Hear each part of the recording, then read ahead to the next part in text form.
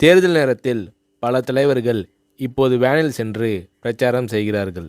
இதை முதலில் செயல்படுத்தியவர் எம்ஜிஆர் தான். 1962ஆம் ஆண்டு தேர்தலில்தான் எம்ஜிஆர் வேனில் முறையாக சென்று பிரச்சாரம் செய்தார். வில்லிஸ் வேனை வாங்கி அதை ரீமாடல் செய்து 1962ஆம் ஆண்டிலேயே அதற்கு 22,000 ரூபாய் செலவானது.